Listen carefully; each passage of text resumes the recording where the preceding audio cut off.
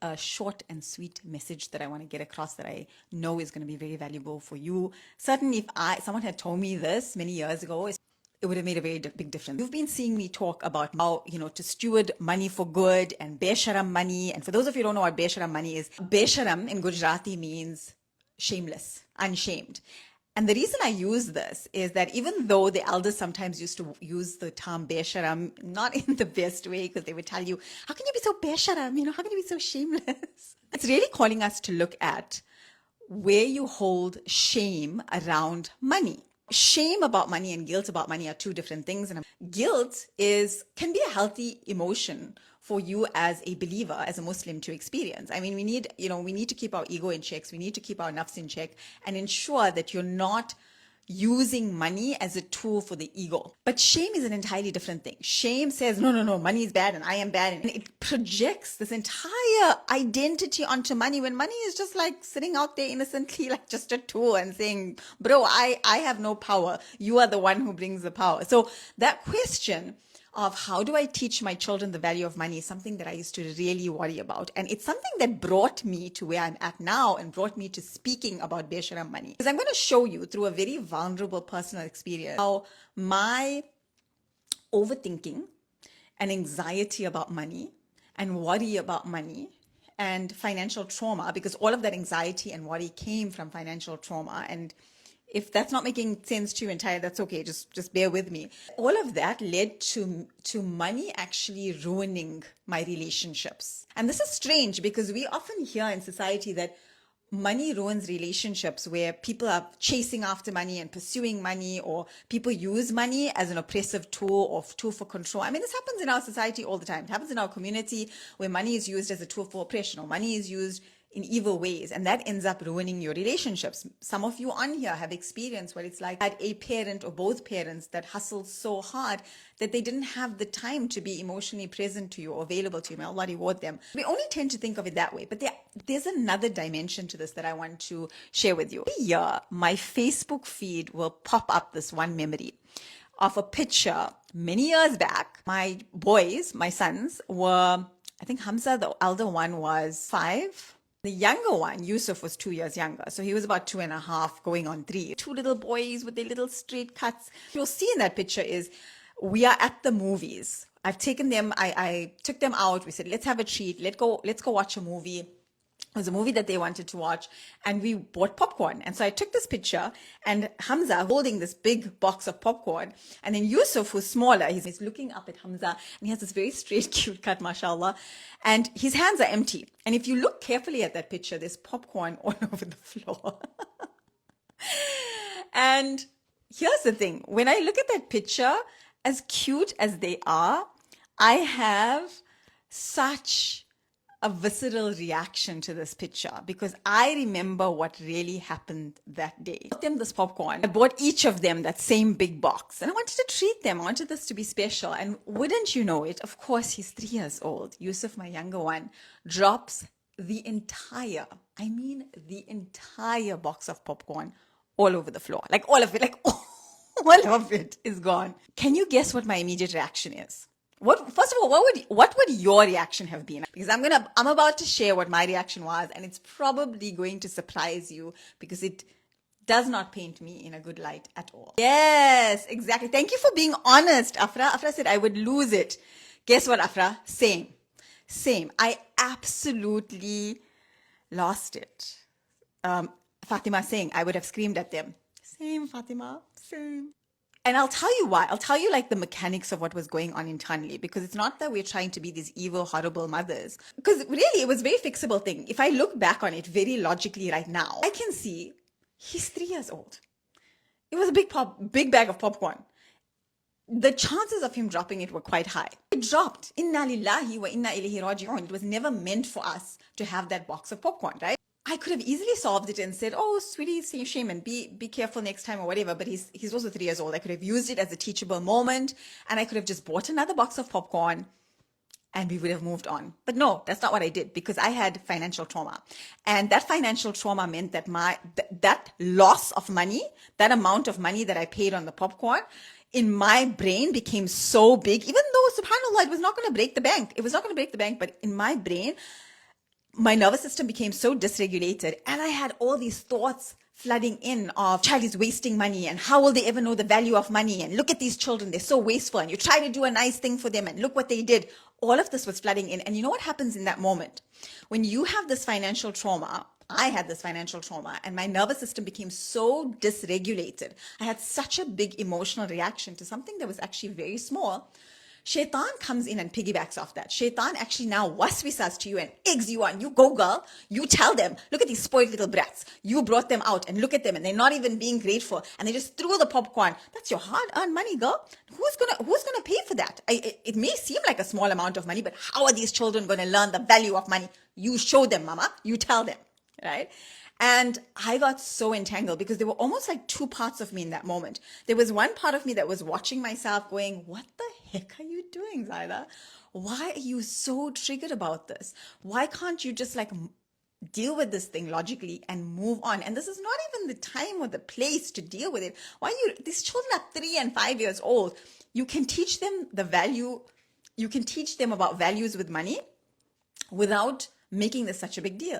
And then the other part of me was like, no, this is terrible. And like my mind was just going to all of these scenarios and catastrophizing and creating this whole narrative of, if I don't teach them now, then they're never going to learn, and then they're going to become spoiled, and then they're going to be entitled, right?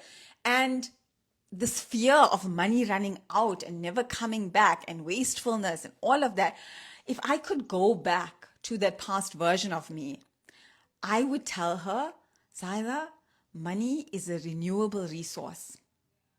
Money is a renewable resource, but this time with your children, the way that you react to them, the way that you emotionally react, this is shaping their nervous system. This is telling them, this is shaping their relationship with mistakes and money and all of these things. You're shaping the way they feel about money, and you're projecting this scarcity consciousness onto them. This is what I would say to myself. I'd say, like, the money, it will come back, subhanAllah. But this time, this opportunity to shape your children's nervous system, to help them create a functional relationship with money, this won't come back. Because you know what I've realized since then, after a lot of internal work, a lot of internal healing of my own financial trauma, because let me tell you something, when I'm talking about this Be'asharam stuff, don't think I just came out of it like, oh my God, you know what, I have a good relationship with money, so let me just help. No. I had a really awful relationship with money. Everything. Understand, this weekend I actually bumped into someone. I went for a live event, alhamdulillah, which I don't go for very often. And someone came up to me and she said, I follow you online. And I also, I run self-development programs. And I was like, oh, that's so awesome. And then she was saying, all these things had happened to her in her life. Like, she experienced some really huge losses. And she says, I actually asked the Maulana, does Allah test you with the thing that you teach? And I gave her some words of comfort and made dua for her. And I have a thought on this. I teach everything I've been tested with. The things that I teach, the programs that I create, a lot of it is based on things that I've helped clients with. And a lot of it is based on things that I have helped clients with after I have been tested with it and healed it and figured it out. And this program, this Be'asharam money that I'm speaking about, the trainings that I run and things are no different. I have experienced this. So if you've been reading some of my posts and thinking, oh, well, nice for you, things, okay, I know what it's like to live in scarcity. I know what it's like to fear money running out. I know what it's like to be a hoarder. SubhanAllah, may Allah grant us goodness. So I want you to see that hoarding doesn't just show up in like this, this golem kind of, my precious kind of way. It shows up in these kinds of situations where your child makes an innocent, age-appropriate mistake. It's not like my child just threw the popcorn and said, we have so much popcorn, let me just throw this. It was an innocent mistake. And I made money more important than my relationship with my child in that moment. And for me, that's what really drives me. A lot of people say, well, what's the point of talking about money, Zaahida? You're focusing only on dunya and money is just a thing. This is why I'm focusing on money. It's not about the money. It's about how your feelings about money, scarcity consciousness with money, ruins your relationships. How many times have you had an argument with your husband because of the difference in values you have around money? One of you is in scarcity, one of you is in a different trauma response with money. So this is the reason that I am so passionate about this money thing. It's not just make a lot of money and buy yourself a whole lot of designer handbags. No. It's not even just about create more khair in the world, because I truly believe that when you When you heal, as you heal your financial trauma, what you will find is that your relationship with money will move from just being about survival. A lot of you are just like in that me, and I need to sort myself out. And that can be, even when you have a lot of money, you can be in survival state with money, because it's not about the amount of money you have. It's really about the financial trauma that you're carrying. So you can move out of that and you move into a more expansive state where you really have deep tawakkul and trust. And that is what my clients who have done Beshara money already, I mean, the proof is there. They have moved into that space where money has become less about survival and more about how can I contribute? How can I make other people's lives better? How can I serve through this money? It is also not the only thing. The one of the big things, the big reasons that I'm speaking about money is how it impacts your relationships, how it impacts your relationship with others, your children, your family, mental health, and how it steals when you have this emotional entanglement and stress with money. It literally steals your energy.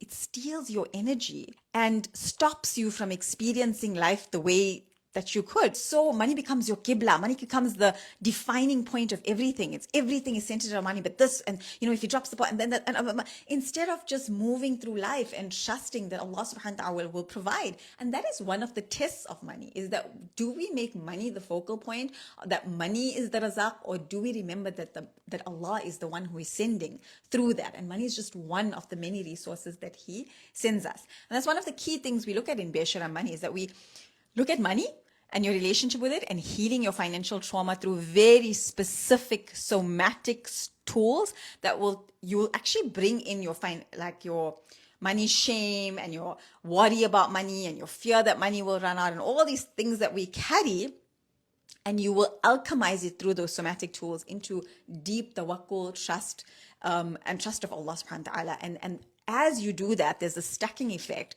where you become more and more that person who can be a khalifa for more, instead of it just being all about you and all about your survival, right? So this is why I really wanted to share with you guys that if you've experienced anything similar, then you know what I'm talking about, that this is not just about money. And to answer that question that I spoke about right at the beginning, is how do we teach our children the value of money? Well, here's the thing. You might be surprised at what I'm about to say now. You teach them that money has no value. Now, hold on. You might say, Zaahida, what are you talking about? Money has no value. It's you who has the value. You as the human, you as the person brings the value to money. What I mean by this is, if there was $1 million and someone buried it in a desert somewhere, does that $1 million, does it still hold the value? Potentially, but it's got no value until some human finds it and starts circulating it in the economy. Meaning that we make money more valuable than it is. Now, does that mean that we should just throw money around? No. I'm saying let's give money the right place in our lives. Let's not hold it in our hearts. Let's be logical about it, because when you are emotionally reacting to money, this is what's happening. Scientifically, biologically, this is what's happening. When you're feeling all that fear and all this and all that, do you know what's happening in your body? You are in fight or flight about money. Your body is in fight or flight. So when you're in fight or flight, you are operating from your reptilian brain, which is your very survival animalistic brain. It's just based on survival. And you are out of touch, you are disconnected from, you are not utilizing this prefrontal cortex. This prefrontal cortex is where you get expansive thinking, compassion, empathy, solutions, all the lovely aspects that we want to bring to our money decisions. But when you're in fight or flight, you're not thinking. You're just thinking very, very contracted, very small. You're thinking very small with money, and then you're making your money decisions based on that. Whereas when your nervous system is regulated, when you are spending money, when you're sending an invoice, when there's an unexpected expense, when you're using the tools in Besharam and you're using those somatic tools to regulate yourself back to a grounded state, not just so that you can feel better, but literally you can access your prefrontal cortex, then you are utilizing your prefrontal cortex in how you make your decisions with money. And there, in that state, that's how you can pass on valuable information about how to steward money to your children. Because as long as you are in a dysregulated, triggered survival place with money, you're passing that trauma onto your children. You're shaping their nervous systems. That's how it came to you. You inherited that, right? Because our parents, great-grandparents, great-grandparents, keep going down the line, they experience some level of financial trauma. And So when you're in a grounded state, you are actually healing this for yourself, you're healing this for your children, and then you are in this grounded state, you bring yourself, you use the somatic tools from the Besharam protocols. There's something called abundance activations, which are just, you go to them, there's like all kinds of activations. I've got them in front of me, subhanAllah, but anytime you're experiencing any kind of stress with money, you go in, it will bring you back to a grounded state, and then you communicate with your children about money from that state. That is how you will teach them that money in and of itself is just a tool. It is just a potential. We can use it. It's an amana also from Allah subhanahu wa ta'ala. But you as a human being and your relationships are far more valuable than money. And when you are in a grounded state, when you're in that prefrontal cortex and you are aligned to tawakkul and you're grounding yourself in Allah subhanahu wa ta'ala, because that's what these somatic tools do, inshallah, then you have the capacity, you have the capability to steward that money in a way that is not just good for your dunya, but you actually stack that money for your akhirah. Because money, like, you can't take money with you into the grave, right? We all know this. And it's one of the reasons in our community we'll say, well, money is not important because you can't take it with you in the grave. But actually, you can take it with you in the grave. And let me tell you how. When you're in that prefrontal cortex and you start becoming a steward of money rather than just a consumer of money. Because when you're in survival state, you just consume money, just consume. But when you're in the prefrontal cortex in a grounded state with money, when your nervous system is regulated with money, you become a steward of that money, right? Now, when you do that, you are able to make decisions with money, take action with money that actually becomes not just barakah, but also stacks as good reward that you take with you into your grave, that you take with you into your akhirah. So that money, instead of it just being a finite resource that you use in this dunya, it follows you into your akhirah because of the actions that you took towards it. If this is resonating with you and you're like, Zaahida, this is what I want to shift. This is what I want to change. I can see that this is where I'm at with money and I have some changes to make. I have some healing work to do because I want to learn these skills. I want to be able to do this. And that's the result that you're seeking. I have created something exceptional for you, subhanAllah. I've been working on it for quite a while. Besharam Money Trainings, it was exclusively available within my signature program, the Reclamation. Now, the Reclamation is quite a commitment, exceptional commitment, alhamdulillah. But for some of you, you're not quite ready for that big a commitment. So I really stopped. And afterwards, when I saw how effective the Besharam trainings were for my clients, they're not in that stress state with money anymore. Money has just become a tool for them. They stop obsessing about money and instead really ground themselves in tawakkul, and they're able to now steward money for khair. When I saw that, I said, how can I make this accessible to you guys? For those of you who are not yet ready for the Reclamation, but you want to experience some of these results, inshallah. So I created something called the Besharam Bundle. It will fundamentally change how you see money forever. That I guarantee. And it will fundamentally change how you steward money forever, inshallah, and how you feel about money forever, which means the actions you take are going to be very different. I know one client said that she used to have so much stress around invoicing, and even with her employees, she used to like constantly bend her boundaries around money. And alhamdulillah, now in a complete drama-free way, she's so grounded about it. There's so much professionalism. And right now, it's on a very special price point promotion. I don't want you to miss out on this if this is something that you know that you desire, if this is an outcome that you are willing to commit to working towards.